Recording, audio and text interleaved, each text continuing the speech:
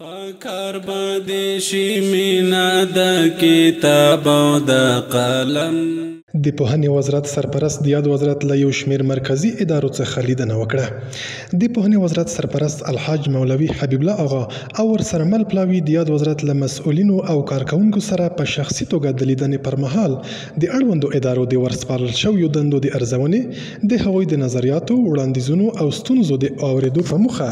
نن له غرمې مخکې د اسلامي زده کړو معاونیت له څانګو د بشري سرچینو او اداري پراختیا له لوی ریاست څخه لیدنه وکړه.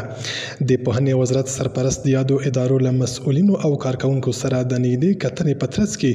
د هغوی وړاندیزونه او ستونزې واورېدې او د حل په برخه کې د همکارۍ ژمنه وکړه. دغه راز نوموړي د یاد وزارت کارکوونکو ته له مراجعینو سره د ښه چلند، په خپل وخت د کارونو د ترسره کولو او له بیت المال څخه د سمې استفادې کولو د سپارښتنو ترڅنګ له هغوی څخه وغوښتل چې د هیواد او خلکو لپاره د واقعي خدمت کولو په لار کې خپل ټول ځواک او مسلکي پوهې څخه اعظمي ګټه پورته کړي. د پوهنې وزارت سرپرست د لیدنې پر مهال د یاد وزارت د مسؤلینو او د مشرتابه هڅې چې لا هم د شته ستونزو او مشکلاتو په لټه کې دي وستایلې